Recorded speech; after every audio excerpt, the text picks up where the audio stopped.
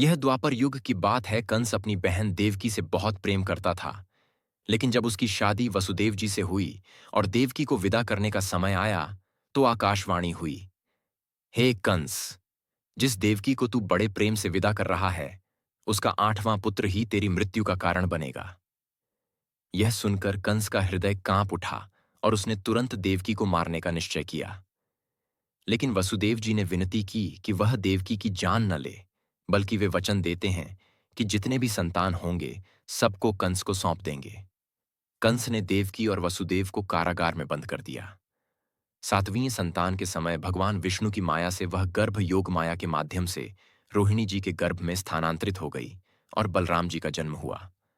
फिर समय आया 8वीं संतान का। आधी रात के समय भाद्रपद माह की कृष्ण अष्टमी को, जब चारों ओर घोर अंधकार छाया हुआ था और पहरेदार गहरी नींद में सो गए थे, तभी कारागार में भगवान विष्णु ने चतुर्भुज रूप में प्रकट होकर वसुदेव और देवकी को दर्शन दिए। उन्होंने कहा, अब मैं कृष्ण रूप में जन्म ले रहा हूं। तुम मुझे गोकुल में नंद बाबा के घर ले जाओ और वहां पड़ी कन्या को यहां ले आओ। तुरंत ही भगवान बालक कृष्ण के रूप में प्रकट हो गए। उसी क्षण कारागार के ताले अपने आप खुल गए और पहरेदार सो गए।